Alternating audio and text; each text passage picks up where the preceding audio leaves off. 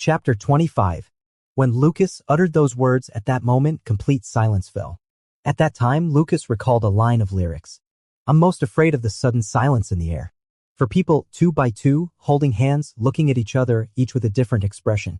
Benjamin looked suddenly enlightened. He had said that this president seemed to be hostile towards him. It turned out that he had an early connection with Lucas. He was so surprised that he didn't even have the heart to care about the fact that Lucas had called him trash just now. Thomas was stunned. He even forgot to let his tears continue to flow. His mind was quickly thinking about who this man that Lucas was holding was. Why did he look so rich and so handsome? Leo slowly put away the question mark above his head. In an instant, he deduced everything. He kept a straight face and showed no expression. Lucas had already spoken. Only then did he realize what he had done. He stiffly held Leo's arm and didn't even dare to move. Should he let go of the president? But if he let go, all his previous efforts would be in vain. Then Lucas remembered another thing. Leo had a cleanliness fetish and hated it most when others touched him.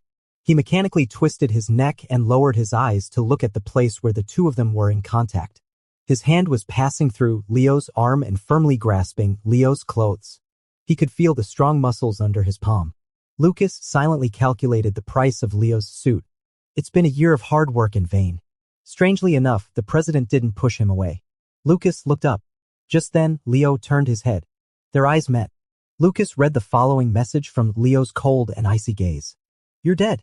Fortunately, at this time, Benjamin was the first to come to his senses and said to Thomas, let's go. Thomas quickly blinked his eyes and nodded obediently. The two of them walked past Lucas and Leo towards the main house. When they passed by, Thomas still didn't forget to sincerely say to Lucas, congratulations. Your boyfriend is so handsome. Hurry up and leave. Don't add fuel to the fire.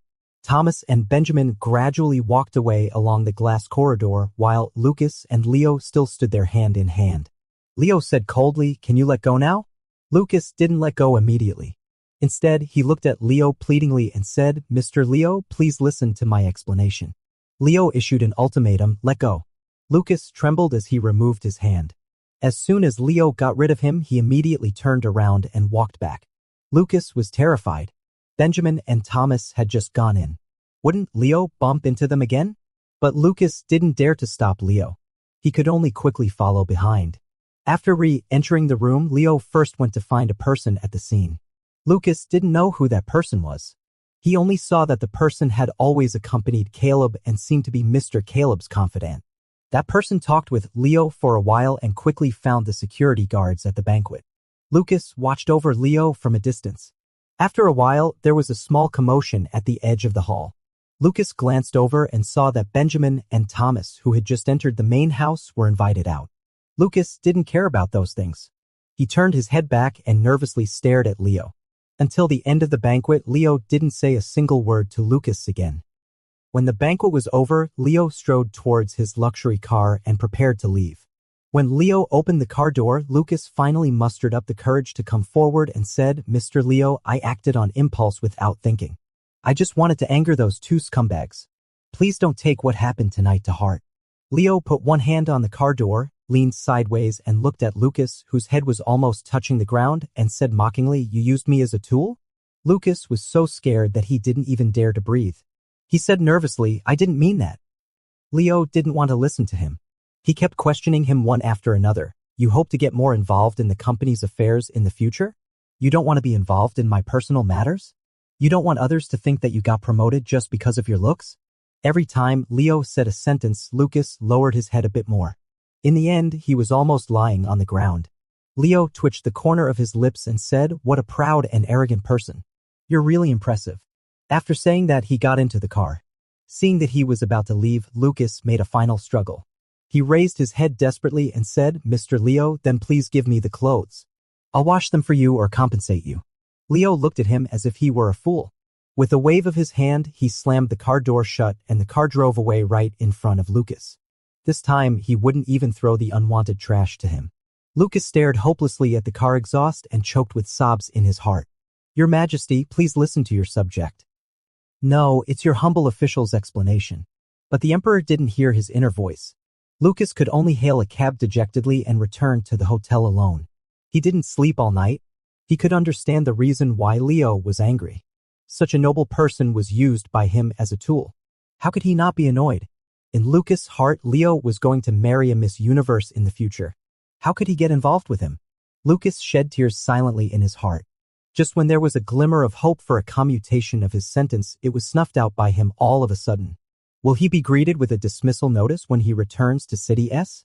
Lucas boarded the return flight with a nervous heart.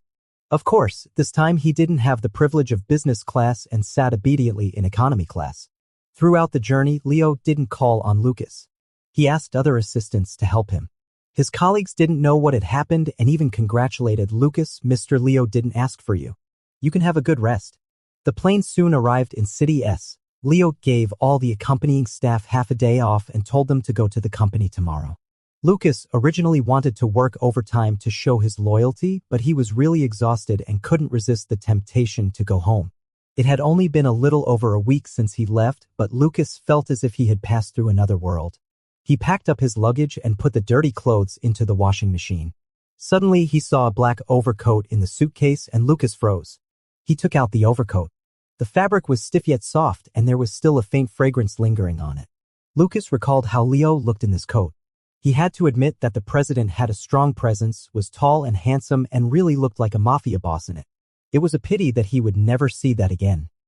Sighing, he was about to take this overcoat to the dry cleaner and put it together with the previous suit of clothes to be passed down to future generations as a family heirloom. He thought about the evening dress Leo wore at the banquet. Since he had touched it, the president with a cleanliness fetish definitely wouldn't want it anymore. Why didn't he give it to him? Lucas finished tidying up, went into the bathroom to take a shower, then lay down on the bed, reached out his arm and grabbed the Mr. Leo doll beside him. It seems a bit dusty. Lucas quickly got up, took the doll to the balcony and patted it. While shaking off the dust, he said, "You love to be clean the most and can't stand the slightest bit of dirt." After cleaning it up, he pinched the chubby body of the doll, looked at the photo of the president on the doll's head, and softly asked, "Haven't seen you for so many days. Do you miss me?" Of course, the doll wouldn't answer. Lucas hugged the doll and began to worry. What should I do when I see you again at the company tomorrow? Last time, Lucas was caught scolding the president behind his back by the president himself. Leo ignored him for several days. This time, Lucas came to the company early.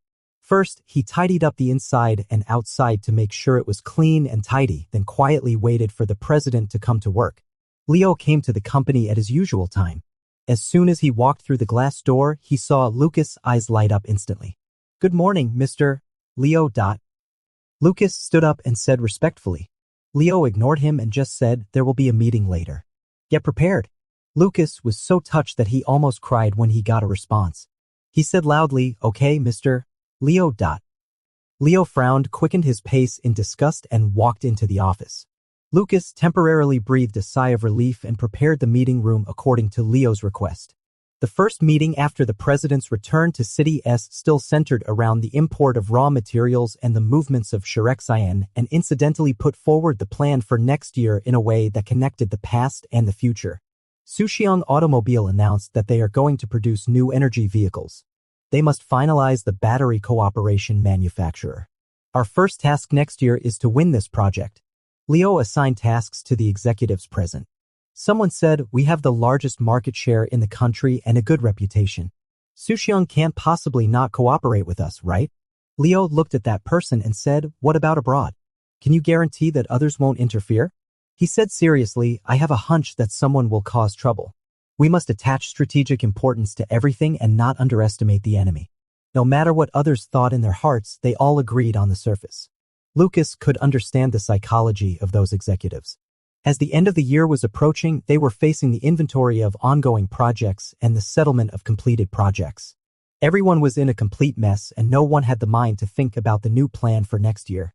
Leo also knew this, so he just urged them a few times with an indescribably solemn look on his face. Lucas miraculously found that he could hear the content of this meeting more clearly. He could also understand the problems that he didn't understand before.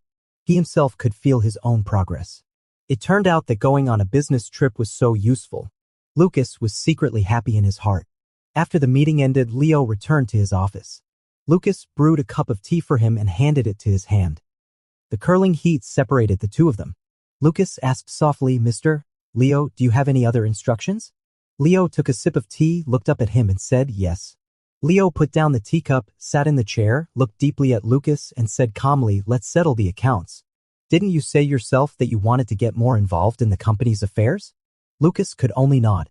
Leo stared at Lucas without a smile on his face and said, matter of factly, you've been here for almost half a year. First, summarize your work and hand it to me before getting off work today. Lucas was slightly stunned and said, today. Leo squinted his eyes unhappily and said, don't you understand by now that when your boss assigns you a task, you have no room for bargaining? I understand, Mr. Leo. I'll do it right away. Lucas lowered his eyes. Lucas walked out of the office, cheered himself up and immediately threw himself into work. Actually, making a summary was not a big deal. The problem was that the time requirement was very urgent. Lucas couldn't delay his daily work. And since the president had just returned from a trip, there were a lot of visitors and all the receptions required Lucas. He didn't have much time to make the summary. Lucas seized every opportunity and didn't rest for a single second. Finally, he managed to rush out a work summary before getting off work and handed it to Leo. Leo just glanced at it and directly threw the summary into his arms, saying, what is this? Is there any difference from the handover document Ivy gave you? Lucas was just about to explain when Leo said, do it again and give it to me tomorrow morning. So he had to work overtime tonight. Lucas pursed his lips and didn't dare to object. He said, okay, Mr. Leo. Early the next morning, Lucas went to see Leo. This time, Leo looked at it for 3 seconds and simply said, do it again. Lucas also said nothing and simply replied, got it, Mr. Leo. On the third submission, Leo finally approved it. However, there was still the next task waiting for Lucas. Leo handed a large stack of documents to Lucas and said, summarize all the people the president's office has received this year and the auxiliary work it has done on which projects. Lucas was stunned. This time he had to say, this is not my sole responsibility. I don't have the authority to ask other colleagues to submit their data. This kind of department-wide statistical work is usually done by James. The president's office is a whole with more than a dozen employees. James plays the role of the office director, usually responsible for leading and distributing tasks. Leo asking Lucas to summarize the business of the entire office is overstepping his bounds. James will definitely be unhappy. Leo looked at Lucas without a smile on his face and said, why are you still bargaining at this point? I'm not bargaining, Mr. Leo. It's just that this is inappropriate. Lucas was a bit anxious. Leo said, I'll decide what's appropriate. I find that you especially like to question me. His gaze was cold and there was no warmth in his tone. It's not that I don't consider my subordinates' opinions, but do you think you have that level? Is your opinion worth my time? Lucas stood in the spacious office with his head down and answered in a low voice, no. His level is not up to par. So even if he can't understand the president's intention now, he must do it unconditionally. This was what Lucas asked for himself, asking Leo to temper him more in company affairs. He began to miss the days in City N. He felt aggrieved when following Layla, but Leo would comfort him, invite him to dinner, and buy clothes for him. Because whether it was Layla or Mr. Caleb's birthday, which were all related to Leo's private affairs, when Lucas was wronged, Leo would make up for it. But when it comes to the company and dealing with official business, each leadership has their own management style. Leo's style is iron-fisted and merciless. He treats every employee like this, not just targeting Lucas. Lucas understood this, bowed slightly, and said, I'll go and do it right away. Leo waved his hand to dismiss him and said, go. Lucas turned around and was about to walk out of the office. When he reached the door, he stopped and looked back at Leo. Leo raised his eyebrows and asked, do you still have any objections? Lucas was stunned for a moment, shook his head, and then walked out. In fact, he wanted to ask if the president was really just tempering him and didn't have the slightest intention of taking personal revenge. Just as Lucas expected, when he went to other assistants to ask for a year's worth of information, many people were not very cooperative. Especially James, who was like facing a great enemy and directly asked, Lucas, is Mr. Leo dissatisfied with me? Does he want you to take over my work? Lucas told him helplessly, it's not that Mr. Leo is dissatisfied with you, but with me. No matter how Lucas explained, the work progressed very slowly. Fortunately, this time, Leo didn't set a time limit for him. However, there were already many things to do at the end of the year, and he still had to work overtime every day to complete the additional tasks. He was so busy that his feet never touched the ground. He got home late at night every day and didn't even want to move when lying in bed. Lucas felt that he was like a dried, up-salted fish, almost dried up and without a drop of moisture. Lucas feebly grabbed the Mr. Leo doll in his hand, pointed at Leo's nose and said, "I'll give you a new name, Brother Tiny-Hearted." His heart is smaller than the tip of a needle, so it's abbreviated as Tiny-Hearted. Last time, Leo heard him scolding him behind his back and gave him a hard time. This time, he showed off Leo as a tool in front of the gays, and Leo was still unhappy. Lucas thought that the president really wanted to cultivate him, but at the same time, he really couldn't swallow his anger. So he mixed public and private affairs and carried out cruel retaliation against him. "I'm just arrogant and I won't yield." Lucas cheered himself up, but his eyelids were as heavy as 1,000 caddies and he just couldn't open them. Just as he was dozing off, the message alert sounded on his phone. Afraid it was work-related, he struggled to get up and glanced at the screen. It was Elizabeth. When Lucas first returned to City S, Elizabeth contacted him. At that time, Lucas was too busy and the two didn't talk much before the conversation ended. It was so late today and Elizabeth suddenly looked for him. He didn't know what it was about. Lucas was fine until he took a look and he immediately woke up. Elizabeth sent a chat record in which Thomas rambled on. "Actually, I also encountered something in City N. I met the ex-boyfriend of teacher Benjamin. It doesn't matter to me. You don't need to comfort me. After all, for adults, before meeting the right person, there will always be a few wrong relationships. So I don't care that teacher Benjamin used to date someone else. By the way, that ex-boyfriend is really good looking. Even though he's a man, he can be called a beauty.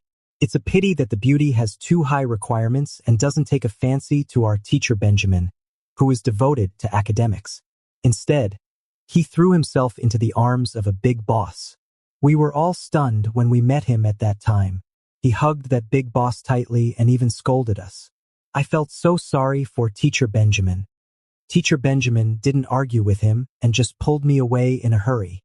No matter how sleepy Lucas was, he was now awakened by anger. What a sanctimonious person, distorting the facts and slandering him. Clearly, he himself was the third party. But in his words, he made it seem that Lucas was vain and abandoned Benjamin. Moreover, the term big boss was used so skillfully that one could instantly imagine an overweight, bald middle-aged man, and another bucket of slander was thrown at him. Lucas was so angry that he was fuming. Just then, Elizabeth carefully asked, "What he said isn't true, right?" Lucas typed through gritted teeth. "Of course not." After thinking for a while, he told Elizabeth about Benjamin having an affair with Thomas. Anyway, it's better to be embarrassed than to be framed. Elizabeth stared at him in disbelief and said, "Are they crazy? Having you and still having an affair? Are they blind? And Thomas, his family background is good. Why would he be the third party?" Although Elizabeth disliked Thomas' personality, she also knew his playboy ways and was a bit confused as to why he would act like this. Lucas was still furious and asked, "Do you believe me or him?" Elizabeth quickly pledged her loyalty. "Of course I believe you. Then what's the deal with the big boss that Thomas mentioned?" Lucas remembered Leo's angry face. If he involved the president again, the president would surely kill him. But he had already boasted in front of Thomas. What if he told Elizabeth the truth and it was accidentally revealed to Thomas? He could only say vaguely, "It's nothing. He's just deliberately slandering me." Elizabeth said earnestly, "In this case, you should find a rich and handsome man to date quickly and give those two men a good slap in the face." Lucas thought to himself that he had even borrowed the president to slap Thomas in the face. Who would have thought that Thomas was so thick-skinned and could still distort the facts like this? In a bad mood, he soon said good night to Elizabeth. Lucas hardly slept all night, wondering why he was so unlucky. In his first relationship, he met someone like Benjamin, along with a vicious, sanctimonious third party who disgusted him. The next day, he rushed to the company and raced against time to handle the tasks assigned by Leo. He didn't have time to think about other things. Sure enough, work was still the best. Once you got busy, you forgot everything. Lucas remembered what Elizabeth had said. Where could he find a rich and handsome man? He was so busy that even dogs wouldn't pay attention to him. Today, Leo was out and Lucas stayed at the company, always doing his own thing. The report required by Leo was almost finished. Only the final arrangement was left. Lucas wanted to finish it all at once.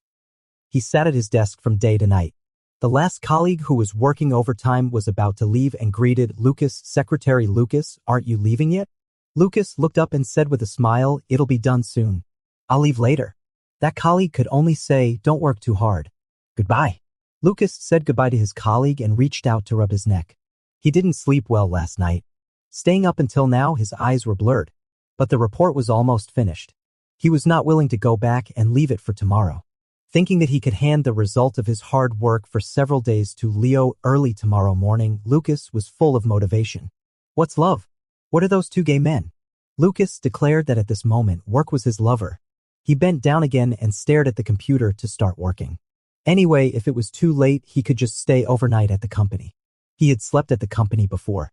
Thinking of this, Lucas was stunned. The last time he stayed overnight at the company was after he broke up with Benjamin and got drunk in front of Leo.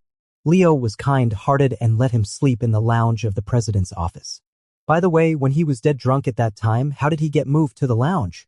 Leo had a cleanliness fetish and definitely wouldn't touch him. Maybe he called the bodyguards up to carry him.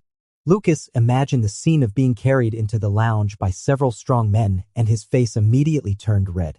The president saw this embarrassing scene clearly. No wonder the president always disliked him. Lucas took a breath, threw these random thoughts out of his mind, and continued to work on his report. Leo took Henry out on business today. Now that night had fallen, they had eaten the meals they needed to eat and met the people they needed to meet. The stars were faintly shining in the night sky, indicating that it was time for people to go to sleep.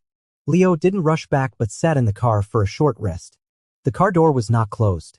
Henry stood beside it and talked to the president. There was a circle of bodyguards not far away, so it was quite safe. After a day of struggling in the business world with both enthusiasm and exhaustion, Henry really wanted to light a cigarette. But since Leo was right beside him, he had to give it up and said, "You may be overthinking. There's no reason for Suxiang not to choose us. Even if Carter is causing trouble, it doesn't matter. What kind of storm can a power bank manufacturer like him stir up?" Leo was sitting sideways in the back seat of the car with his legs stretched out to the edge of the car door. His posture was casual and lazy, but his tone was cold. "You don't understand. I have a premonition." Henry was surprised. "Do we also rely on superstition when talking about projects?" Leo waved his hand, indicating not to talk about this matter. Henry changed the topic. "Okay, then let's talk about the little secretary guarding the office." Speaking of this, Henry rarely gave earnest advice. He is only graduated for 2 years. Do you expect him to be well-rounded and able to do everything? I've been an assistant for so many years and sometimes I still don't understand what you want. Don't push him too hard. Look, he's lost weight in the face. Leo gave him a cold look and warned, "Watch your words." Henry nodded and said, "Okay, I just want to say, let Secretary Lucas go and let him have a rest." Leo didn't say a word. Henry was puzzled. "Why do you like to bully Secretary Lucas so much?" Leo glanced at him. "When did I bully him? Isn't this considered bullying?" Henry posed in a reasonable-looking way and listed one by one to Leo. "Don't you have the highest requirements for Secretary Lucas? Don't you always make Secretary Lucas redo his work? Don't you always make him work overtime? He's probably still at the company now." Leo said calmly, "It's for his own good." Henry almost rolled his eyes. "Be careful that he resigns." After a while, he realized something and asked, "Leo, are you a primary school student?" Leo was puzzled and looked up. Henry explained, only primary school students would pull the pigtails of female classmates. Although he didn't understand the connection between pulling female classmates' pigtails and bullying Lucas, it was obviously not a good thing. Leo had a frosty look on his face. He closed the car door in front of Henry and told the driver to start the car. Henry was left behind. Standing there alone, he wasn't angry or annoyed. He just whispered, "So hard to please. It's really difficult for Secretary Lucas." Leo sat in the car, quietly reclining. Outside the car window, the bustling night view of the city kept receding. He had a blank expression and it was unknown what he was thinking about. As usual, the driver asked the president where he wanted to go next at the intersection. Leo paused for a moment and said, "Go to the company." It was just because Henry had said, "I'm afraid he's still at the company by now." Leo rubbed the space between his eyebrows and a sense of restlessness welled up in him again. This restlessness was indescribable. As Henry had said, he had to bully someone to calm it down. He put down his hand and lowered his eyes. The street lights fell into his eyes, creating a mingling of light and darkness like a surging undercurrent. Half an hour later, the driver parked the car downstairs of Shearway Technology Building, but Leo didn't rush to get out of the car. He sat in the car for a while longer before getting out. It was almost midnight. Although the whole building wasn't completely dark, it was very quiet. Leo slowly took the elevator upstairs. This scene seemed familiar. That day, he had come to the company under the moonlight like this, and as a result, he found a tipsy little secretary behind the desk. This time when he entered the office floor, it wasn't as dim as last time. There was still light in the president's office area. Leo walked over step by step. All the lights outside were turned off. Only the lamp on top of the secretary's desk was still on, emitting a soft light that illuminated a large area. Under this light, Lucas was lying on the desk with his eyes closed, obviously asleep. Leo expected Lucas to be there, but didn't expect him to be asleep. He looked through the glass door for a while. After confirming that he was sleeping soundly and had no intention of waking up at all, he opened the door and walked in. He stood still in front of Lucas' desk. Leo didn't deliberately lighten his movements from beginning to end. Since Lucas didn't react like this, it seemed that he was really tired. Leo moved a little and walked around to the back. He moved the mouse beside Lucas' hand. The computer screen in front of Lucas exited the screensaver, showing a document full of dense words. It was exactly what Leo had asked Lucas to investigate and summarize. Leo lowered his head and looked at the person lying on the table. Lucas was lying with his head on his arm, his side face pressed against his own arm, sleeping soundly. His jet black hair softly hung over his forehead, almost covering his eyes. His usually lively eyes were tightly closed at this moment, and only his long eyelashes slowly rose and fell with his gentle breathing, like fluttering butterfly wings. Leo stared at Lucas' fair skin and suddenly remembered what Henry had said. His little face has lost a lot of weight. Leo observed carefully, and it seemed that he really had lost weight. As soon as this thought popped up, it was quickly thrown out of Leo's mind. He had been influenced too much by Henry tonight. That outspoken Henry, don't take his words seriously. Leo deeply retracted his gaze and stood beside Lucas for a while. The young secretary was sleeping so soundly that he probably wouldn't wake up tonight. Leo had seen this kind of situation before. It was the same way after Lucas got drunk last time. Lucas was just lying on the table sleeping, still wearing his work suit. It wasn't very warm in the middle of winter. In the middle of the night, the central air conditioner had already stopped, the temperature around had dropped, and there was a chill in the air. Leo remembered that Lucas was afraid of the cold. Looking again, the young man was curled up on the table, looking a bit like a shivering squirrel. Such a hassle. Leo murmured softly.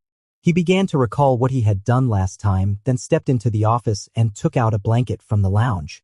He didn't just cover Lucas with the blanket and be done with it. Instead, he placed the blanket under Lucas' neck. The upper two corners of the blanket went over Lucas' shoulders and the lower two corners hung down to his legs. Leo nudged Lucas' body through the blanket. Lucas fell backward and leaned on the chair, just pressing the blanket under his back. Now it was easier to handle. Leo grabbed the upper two corners of the blanket with one hand and the lower two corners with the other and directly lifted Lucas up from the chair. Leo expressionlessly exerted force, took a step, and prepared to carry Lucas wrapped in the blanket into the lounge. The same thing happened last time. Leo just threw the unconscious Lucas onto the bed in the lounge. But last time, Lucas was so drunk that he was almost in a coma and naturally didn't know anything. This time he was just asleep. So during the jolting, Lucas woke up and vaguely found himself wrapped in a large piece of cloth. The cloth was swaying, which made him vaguely recall the hammock he played with in primary school. Then he noticed that he was really like sleeping in a hammock with his body curled up in the cloth, only his head and feet exposed. And what fixed the cloth was not the ropes of a hammock, but a pair of strong hands. Lucas felt like a salted fish in a plastic bag. He opened his eyes wide in panic and struggled to twist his hanging neck. Looking up, he saw Leo's face. Chapter 26. Lucas was drowsily woken up from his sleep and found himself caught in a blanket. His first reaction was that he had time traveled. He looked up in a panic and saw Leo, then he realized that he was still in reality. Their eyes met. Seeing that Lucas was awake, Leo squinted his eyes and loosened his hands. The blanket and Lucas suddenly sank down. "Don't kill me." Lucas was stuck in the blanket and couldn't move. The The sudden weightlessness scared him so much that he didn't even know what he was shouting. Leo, with a straight face, holding the blanket with both hands, put Lucas on the ground, let go of his hands, and the blanket fell. He said, "Get up now that you're awake." Lucas felt more at ease when his back hit the ground. He immediately got up from the ground and looked at Leo in surprise and uncertainty. "Mr. Leo, why are you here?" He originally stayed in the company to work overtime, thinking of finishing the work at hand. But he was so sleepy that the computer screen in front of him became more and more blurred, and then he fell asleep. Well, it's okay to sleep. He could just continue working in the morning. Unexpectedly, when Lucas woke up, he found himself being carried by Leo, wrapped in a blanket like a salted fish. This scene was really unbelievable and frightened him. He observed the distance between his seat and his current position in surprise. It took him a while to understand what the president was going to do. Leo wanted to take him into the lounge. Lucas was shocked. Did the president also wrap him up like a salted fish in a blanket and take him into the lounge last time when he was drunk? For a moment, Lucas didn't know what to say. Should he praise the president for his great arm strength, or thank the president for his consideration in letting him sleep in the bed, or praise the president for his cleverness, knowing that he has a cleanliness fetish and doesn't want to touch him, but still coming up with such a great idea? Lucas was so embarrassed that he wanted to die. On the contrary, Leo was very calm. He even reached out to straighten his collar and said, "It's okay. You can go." Lucas was taken aback and asked Leo in return, "Mr. Leo, do you have anything else to do?" Leo also stopped.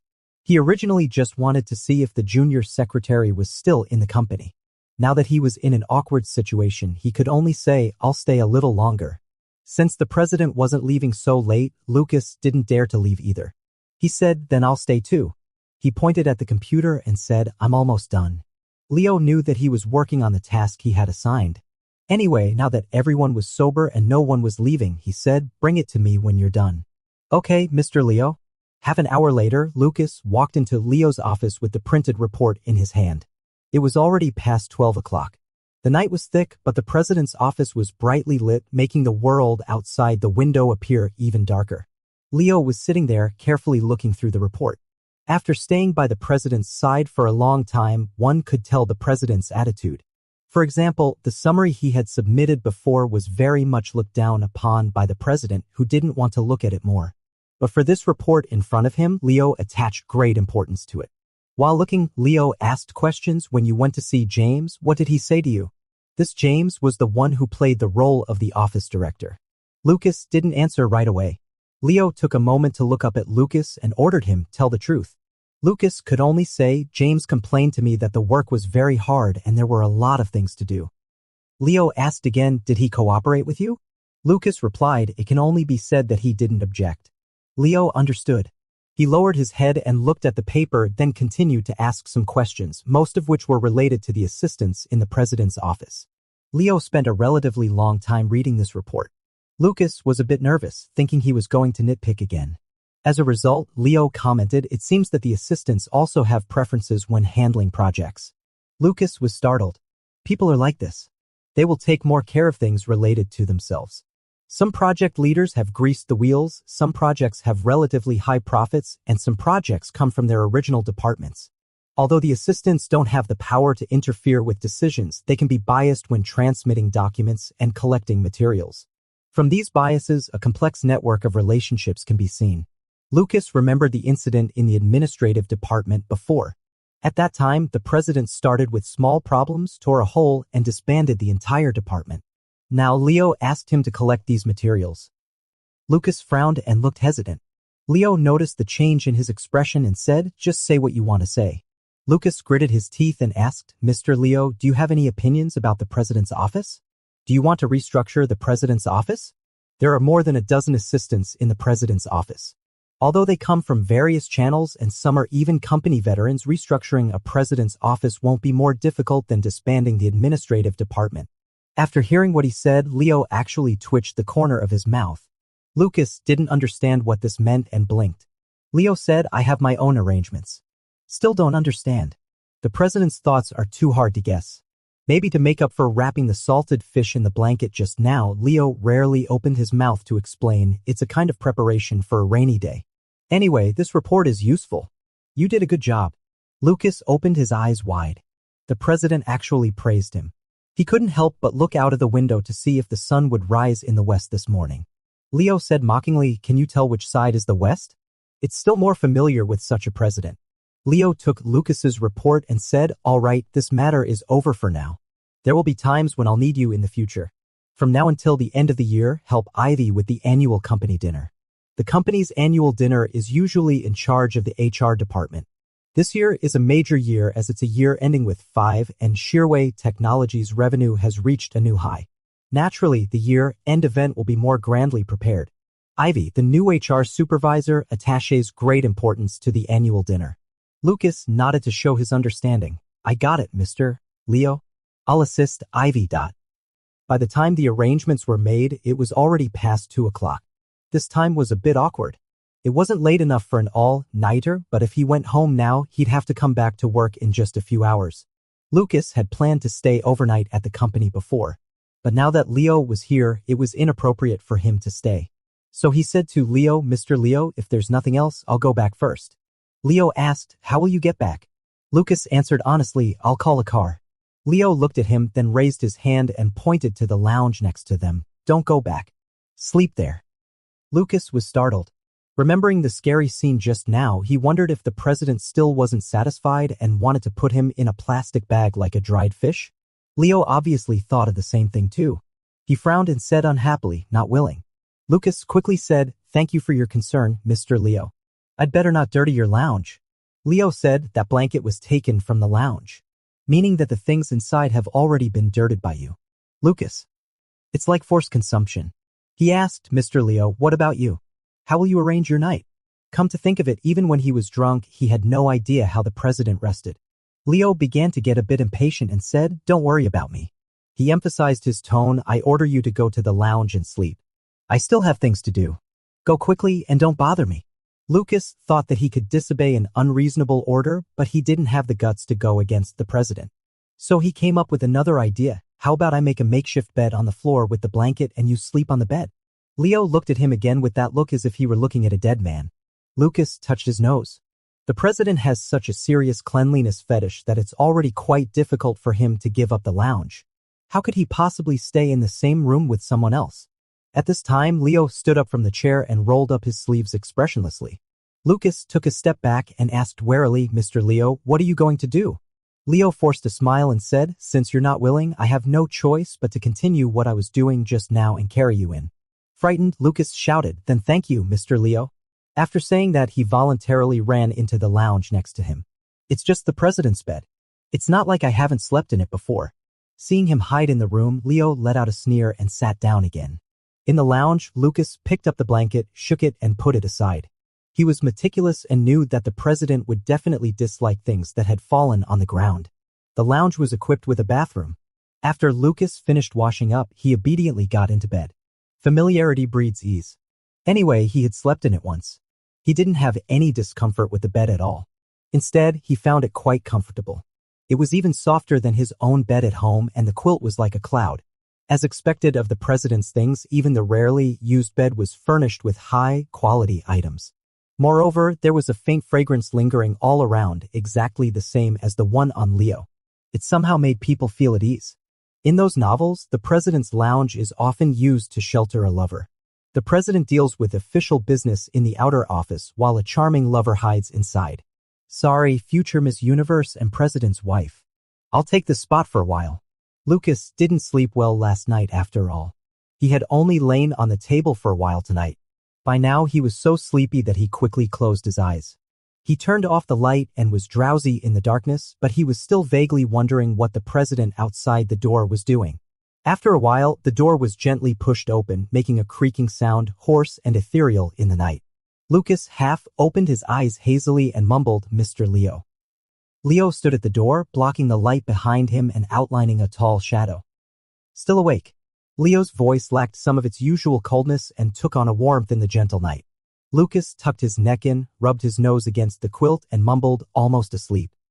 Extremely sleepy, Lucas forgot to pretend and revealed his true nature, speaking in a coquettish tone. Leo stood still there. The light drew a fluffy halo around his silhouette. After a while, he said hoarsely, "Go to sleep." "Mr. Leo." Lucas still called out, "You're so strong." Lucas was extremely sleepy, a bit like being drunk, and dared to say anything. I wonder how you could come up with such a method. Didn't a handsome man like him deserve a princess, Carrie?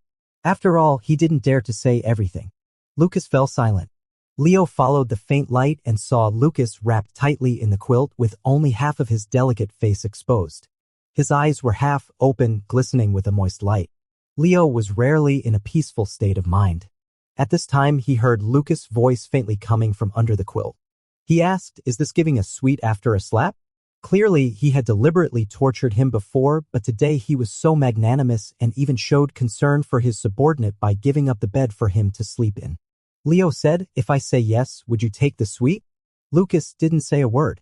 After a while, just when Leo thought the young secretary had fallen asleep, he heard a clear answer. Yes. Chapter 27. Lucas slept soundly this time. However, the first thing he did when he got up the next morning was to ask the cleaners to tidy up the place inside and out because the president disliked the fact that he had slept there. Anyway, Lucas had completed the task given by Leo. For the next period of time, Leo really didn't torment him anymore. The summary that Leo asked him to do served as a warning to the other assistants. Those people were all shrewd. They sensed an unusual sign and had been very restrained recently, doing things carefully for fear of making mistakes. However, it was really busy at the end of the year. Even without additional tasks, there wouldn't be any free time. There were many year-end gatherings recently. Leo was often not in the company. Lucas sometimes went with him and sometimes stayed in the company. In addition to these things, there is also the company's annual meeting. Since Leo had given the order, Lucas contacted Ivy and asked if there was anything he could help with. Ivy was full of confidence in organizing the annual meeting for the first time and told Lucas not to worry. "I'll arrange everything properly. Please tell Mr. Leo not to worry." Wearing a woolen coat and a knee-length skirt, Ivy folded her arms and said to Lucas with a beaming smile. Lucas also smiled and said, "I'm not here to be a supervisor on behalf of Mr. Leo. He really sent me here to help." Ivy was a bit surprised and said, "It's the busiest time at the end of the year. Sending you here is a waste of your talent, isn't it?" Lucas made a few modest remarks and told Ivy, "This is a treat from Mr. Leo for me to take a rest." Although she didn't quite understand, Ivy wasn't stupid. She said, "Then you can help me check if there is anything inappropriate with the supplies prepared for the leadership." Since Leo wanted Lucas to rest, Ivy gave him some light tasks as a formality. Lucas appreciated the kindness and said with a smile, "Thank you, Ivy." The two chatted for a while. Lucas was very curious to know if Leo was also so strict with Ivy when she was his secretary. Such a question definitely couldn't be asked directly. Lucas beat around the bush for a long time, and finally Ivy understood what he meant. Ivy smiled and said, "I've told you before, Mr. Leo is only like this in front of his own people. Just get used to it." It seemed like she had said something, but also seemed like she hadn't said anything at all. No wonder she was the secretary trained by Leo. Not knowing if he would become like this in the future, Lucas sighed inwardly and said on the surface, "I'll have to learn more from Ivy in the future." After the small talk, everyone had work to do. Lucas didn't want to waste Ivy's time, so he stood up to say goodbye, but Ivy called him back. "As we're talking, I've got an idea." She lifted the corners of her lips and sized up Lucas with a calculating look in her eyes. Lucas asked cautiously, "What's the matter?" Ivy said, "How about you perform on stage?" Lucas was stunned. Naturally, there should be performances at the annual meeting. Shearway is a big company with deep pockets. It will invite celebrities from the entertainment industry, but there should also be shows by its own employees. Shearway is a large company and there are many talented people among its employees.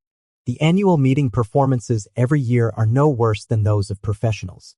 Ivy looked at Lucas, and the more she looked, the more satisfied she was. She said, "Secretary Lucas is so handsome. It would be a waste if he doesn't go on stage." Lucas only went on stage to sing in a chorus as a filler when he was in the administrative department. He quickly said, "Forget it. I'll just make a fool of myself up there. It doesn't matter. As long as you have a good-looking face." Ivy smiled suggestively, obviously with ill intentions. Lucas was quite confident in his own face and said, "I don't even know what to perform if I go on stage." Ivy told him, "I want to gather all the good-looking handsome guys in the company to perform a show. How about having you dance?" Lucas was stunned again. The more Ivy talked, the more she thought her idea was feasible and exciting. "We've seen too many girls dancing. It's more interesting to watch boys dance." She looked at Lucas happily and said, "Secretary Lucas is so good looking. I'll put you in the center position. Is this a performance or a beauty pageant for men?" Lucas couldn't resist Ivy and promised to cooperate and go on stage. Ivy really gathered a group of young and handsome guys from the company. Not to mention anything else, they were all tall and thin and good looking. Just standing in a row with their dazzling appearance, it made the female employees passing by excited and stamped their feet secretly. That's the power of the personnel department. They have access to all the employees' files in the company. Whenever they need a certain type of person, they can just search in the database and find them. These handsome guys are from various departments. Some are in technology, some in administration, and there are also sales and marketing specialists. They may be outstanding in their own fields, but not everyone can dance. Due to different departments and the busy year-end work, it's not easy for everyone to spare time to practice. The dance choreographed by the HR is relatively simple.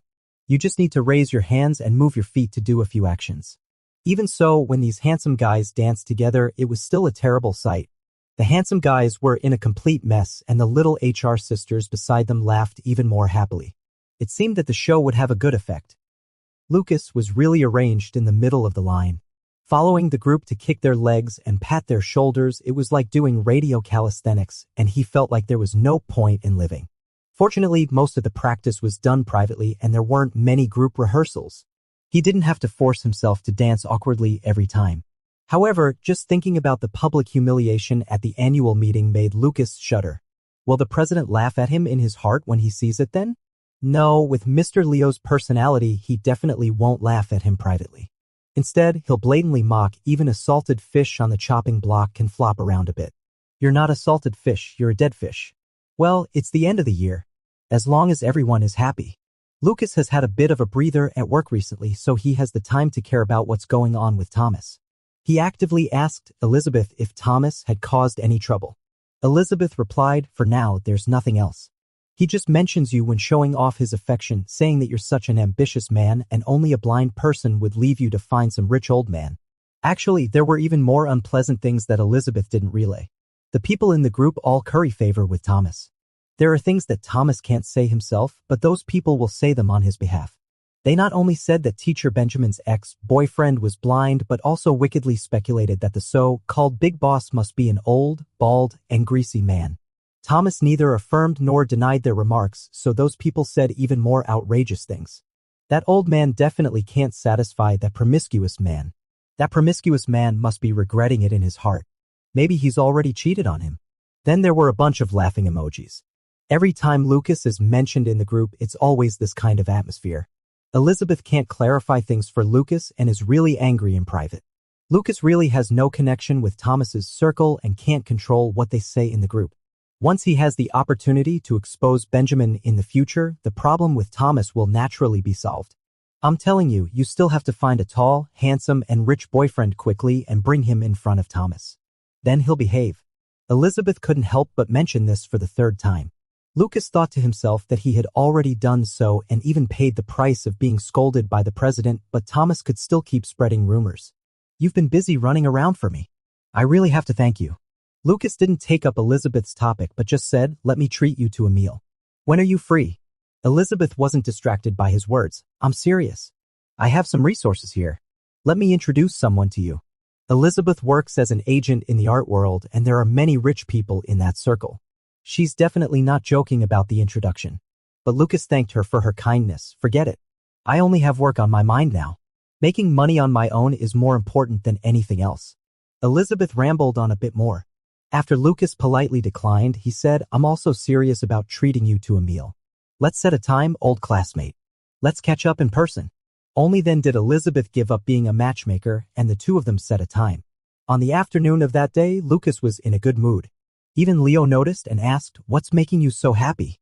Lucas was packing up files in the president's office while smiling and saying, "I'm going to have dinner with a classmate I haven't seen for a long time tonight." Leo said, "Are you giving me a heads up in advance so that I won't ask you to work overtime tonight?"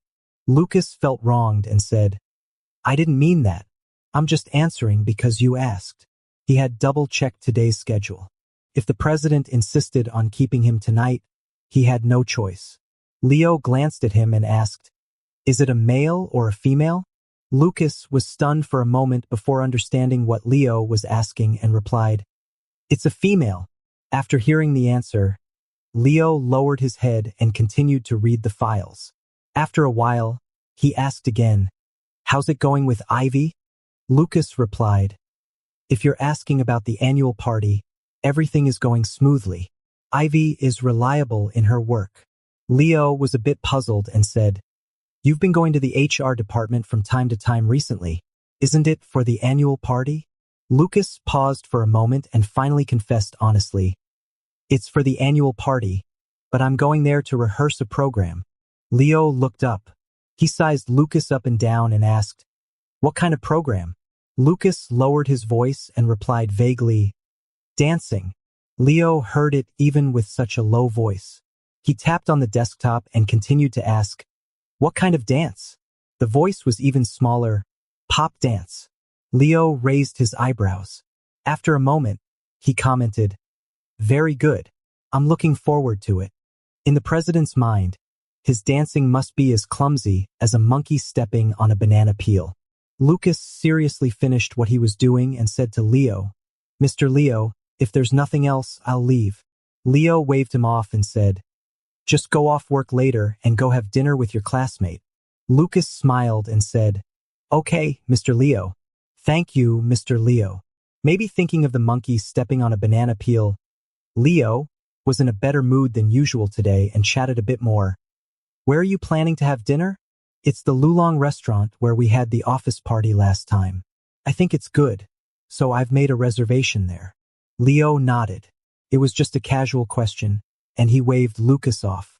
When it was time to get off work, Lucas left the company and went straight to the restaurant. Along the way, he was thinking that it might be better to buy a commuting car. Fortunately, there was no traffic jam today, and he arrived at the restaurant entrance in a short while. This Lulong restaurant is a fusion cuisine restaurant that combines Chinese and Western styles.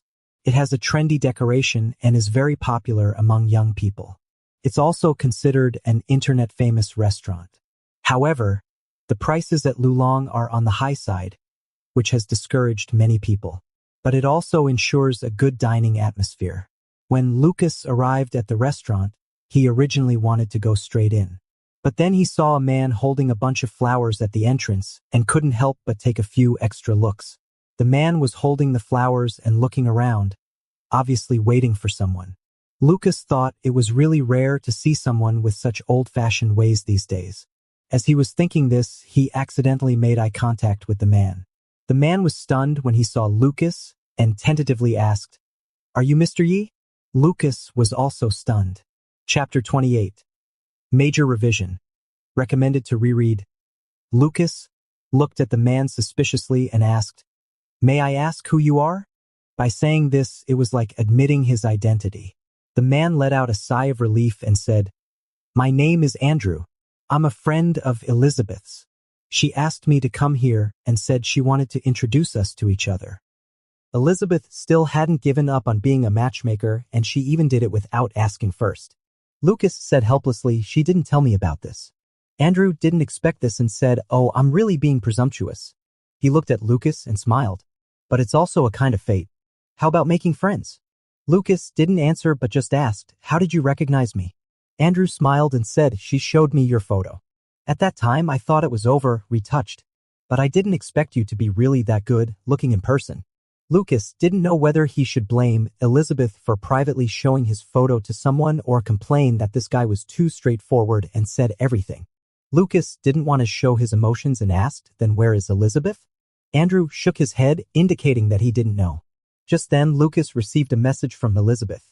She said she was stuck in traffic and asked him to order something to eat with Andrew first. Lucas didn't know whether what this old classmate said was true or false.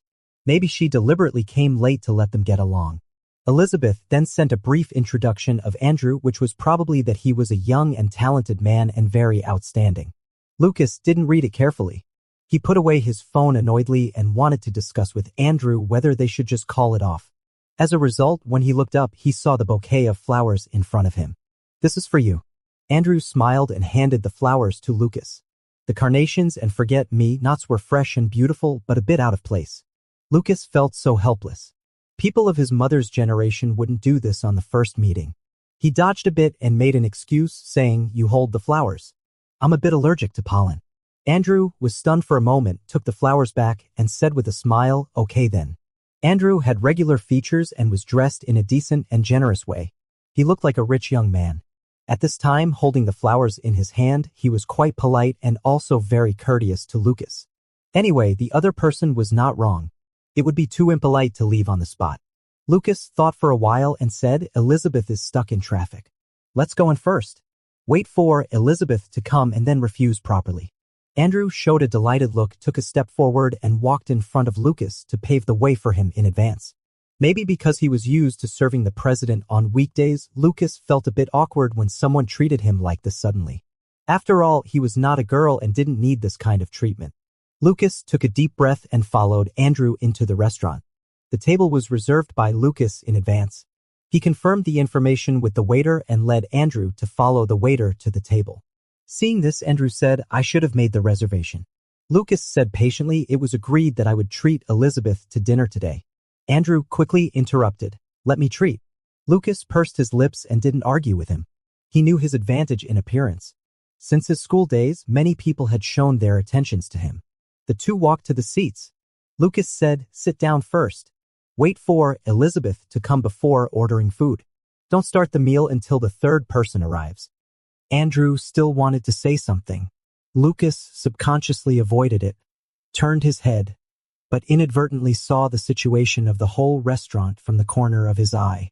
He should have checked the almanac today to see if it was inauspicious to go out. From the moment he saw Andrew, he should have left here directly instead of walking into the restaurant. Since the customers of Lulong restaurant are mostly young people and the dishes are fashionable, many people come here to hold parties. So there is a long Western-style table in the hall that can seat about a dozen people. Today, this long table was full of people. Among them, the person sitting in the main seat had black hair and was wearing a white shirt. He was dressed neatly, looked very young, with a gentle and cute appearance, and looked extremely familiar. "Isn't that Thomas?" Lucas swore in his heart. Even worse, Thomas also looked up and saw Lucas, and obviously was also stunned. At that moment, Lucas struggled in his heart whether to leave the restaurant immediately. But then he thought, why should he run away? He didn't need to be afraid of Thomas. Just as he thought so, he suddenly saw Andrew in front of him, and his face turned pale all of a sudden. Andrew didn't know what had happened and still urged Lucas, "Sit down." Lucas was in a turmoil inside, and finally chose to sit down bravely. Fortunately, the two tables were not too close. Although Thomas saw him, he didn't come over to say hello. The atmosphere in Lulong restaurant is always relaxed and cheerful. There are also impromptu performances during mealtimes. Even a large table with a dozen people won't be noisy. Instead, it seems lively. It seems that there is a gathering on Thomas' side. The others at the table surrounded Thomas like stars surrounding the moon. Thomas always had a smile on his face. He also looked delicate, but it was slightly different from when he was with Benjamin. On the contrary, it was very awkwardly silent on Lucas' side, making their table the most peculiar one in the whole restaurant. Lucas wondered if Thomas would guess Andrew's identity. Last time he just hugged Mr. Leo's arm in front of Thomas, and now he's having a meal with another man. What would Thomas think in his heart? Just thinking that Thomas would gossip about him again made him feel sick. "Is it a bit hot?" Andrew asked considerately.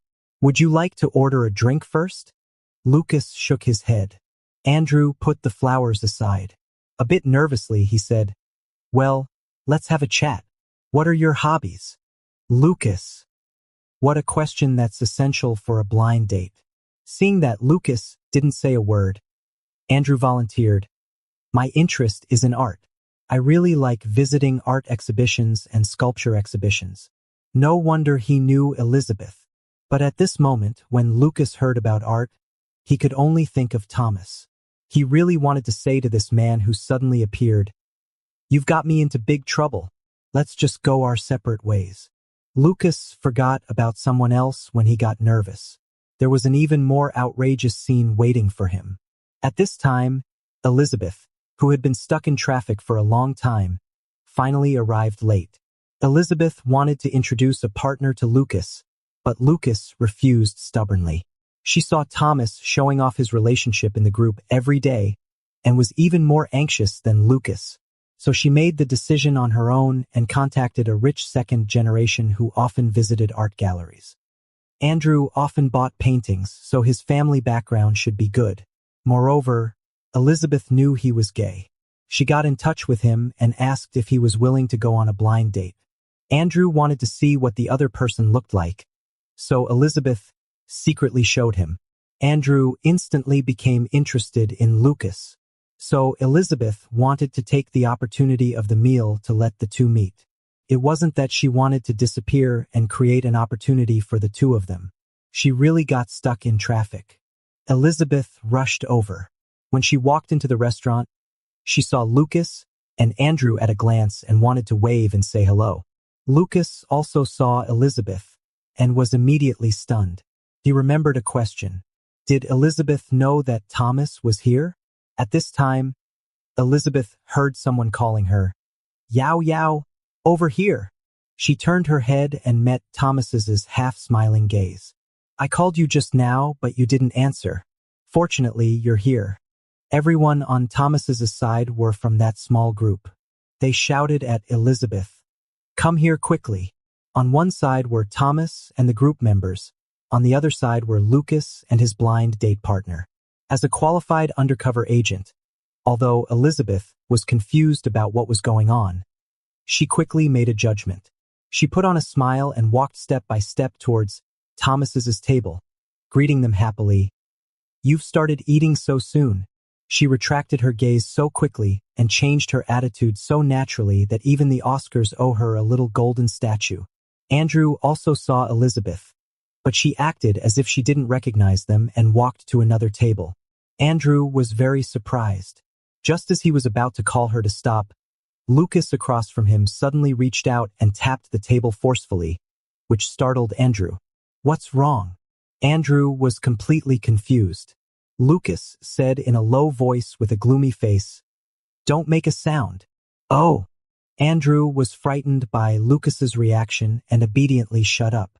Over there, Elizabeth took her seat, looked at everyone in the group and said with a smile, "Why did you suddenly decide to come here for a meal?" Someone spoke up and answered her question. "At first, it was just a few of us and Thomas. Later, we thought it would be more lively to get together, so we called people out in the group. We didn't expect so many people to come. It turned out to be an impromptu idea. Before, Thomas always showed off his affection in the group. The message notifications were so annoying that Elizabeth muted the group. She only checked it when she was free. She didn't notice the meal notice in the group today and unexpectedly bumped into them. Thomas squinted his eyes, looked at Elizabeth, and smiled slightly at the corner of his mouth. "Yao Yao, aren't you far away? How did you get here so quickly?" Elizabeth said calmly, "I was just doing something nearby. When I saw the message, I rushed over." Thomas smiled gently. "You paused at the door just now. I thought you weren't coming to find us, but someone else." Elizabeth felt her heart pounding, but she still smiled. "How could that be? I'm just a bit nearsighted and didn't see where you were." At this time, someone next to her chimed in, "Then you're really blind. There are so many of us." Elizabeth forced out a few dry laughs. At this big table, everyone was having a meal. Elizabeth was barely nibbling on fries and couldn't taste a thing. At this time, Thomas spoke up again. "I actually met an acquaintance here." Elizabeth almost poked the fries into her nose when she heard Thomas say, "It's that ex-boyfriend of teacher Benjamin." The others immediately erupted. "Where? Who is it?" "The one who looks the best is him," Thomas said leisurely, dipping a fried shrimp in some tartar sauce. "He's not with that rich boss from last time. He's with a different man today." Those who were with Thomas were originally his followers. At this moment, they were not afraid of causing trouble and started looking for Lucas in the restaurant. They quickly locked onto their target. "That's the one, right?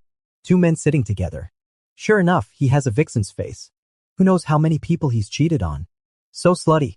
So many people still can't satisfy him. Elizabeth listened to them slandering Lucas to his face. Her face looked a bit ugly.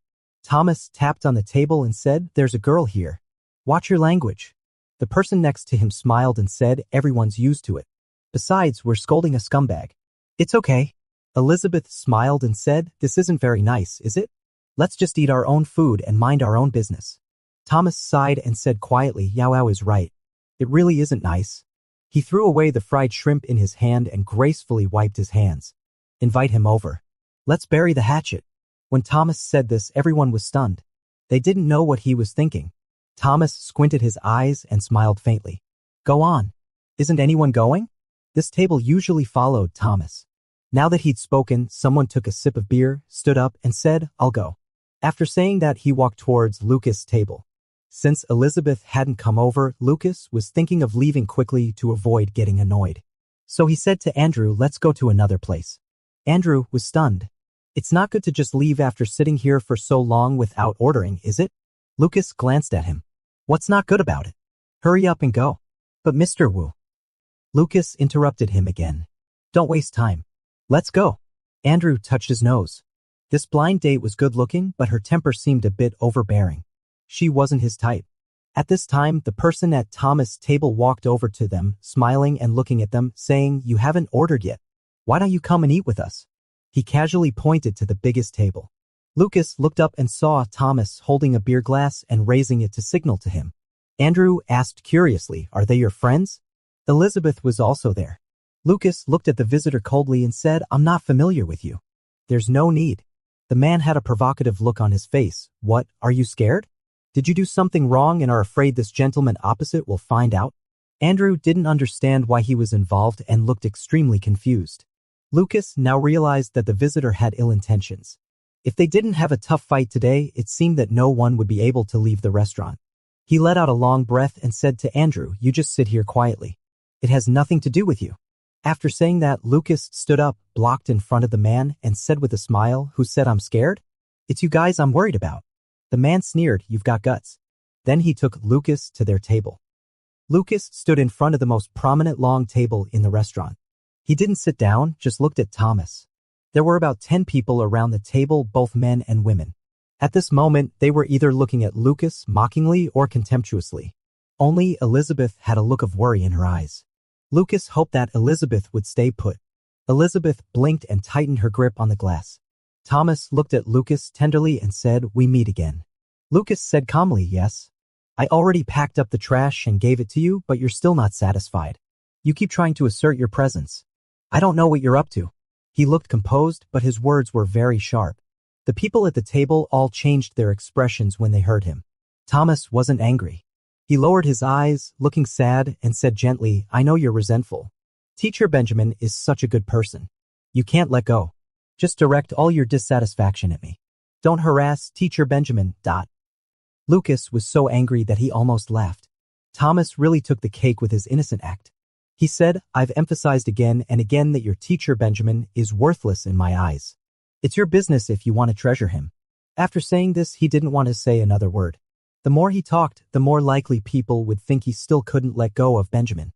However, Thomas didn't let it go and continued to press on. He bit his lips until the cherry-colored lips turned pale and his eyes were filled with mist. He whispered, "So you went to find other men, right? The last time we saw you arm in arm with someone else, it was a huge shock to us." He looked at Andrew meaningfully. Andrew didn't follow Lucas' arrangement and walked to a nearby position where he could just hear what was being said here. "How many is this one?" Thomas asked Lucas innocently. Thomas seemingly didn't say anything substantial, but his words were highly inciting and suggestive. His sycophantic group of enthusiastic friends immediately followed his lead and said, "A playboy. How many men is this? I heard the previous one was very rich and quite old. Wow, he's really not picky at all." They spoke very quietly, but every word clearly reached the ears of others, making people have all sorts of wild thoughts. Andrew looked at Lucas in surprise and suspicion, apparently a bit convinced by what these people said. The diners at other tables also started whispering to each other and pointing at Lucas. Lucas knew that Thomas' purpose today was to humiliate him. He pulled out a chair and sat down casually. He stared directly at Thomas and said, "Why say so much? In the end, you're just picking up what I don't want." Thomas' face changed a little. Lucas said you knew he was taken but still got involved. I still have the evidence. He smiled and didn't lower his voice. Instead, he said generously, only mistresses and dogs chase after people and bite. Do you know who I'm talking about? Thomas' eyes immediately turned red. Seeing this, those group friends thought Lucas was shifting the blame. They said one after another, he's even slandering our Pepe. How could Pepe be a mistress? Yes, he did something shameful himself and has no shame. Don't cry, Pepe. We'll help you teach him a lesson. Several men at the long table stood up and surrounded Lucas. They actually wanted to gang up on him in public. Lucas glanced at them and silently rolled up his sleeves. He seemed imposing, but actually he was a bit nervous inside. Damn it. Other than anything else, what if they hurt his handsome face? The waiter had been paying attention to this table for a long time. Afraid that they would fight, he quickly stepped forward to stop them. Andrew already regretted coming here. He didn't want to get involved at all and just wanted to leave quickly. The other diners were happy to watch the show, and some even took out their phones to record videos. Just then, there was a slight commotion at the restaurant entrance. Someone else has come. The man was tall, wearing a black polo coat and black leather gloves on his hands. Two strong men in suits followed behind him. He had distinct facial features, was dressed decently, and exuded an air of arrogance and extreme nobility. The moment he appeared, the noise paused, and everyone fell silent all at once. The man stood there, looked up and scanned the inside of the restaurant. His deep-set eyes finally landed on Lucas. Lucas was stunned when he saw Leo appear at the restaurant entrance. Seeing Lucas, Leo took steps and walked over. Lucas didn't know what the president was doing here. He couldn't think. After seeing Leo, the long-suppressed grievance welled up involuntarily. He pursed his lips and said nothing. The others didn't know who this man was. They only saw him walking towards Lucas, so they thought the two should know each other. Leo ignored the others, found a seat next to Lucas and sat down. He casually said to Lucas, "Didn't we agree to have dinner together? Why did you invite so many people?"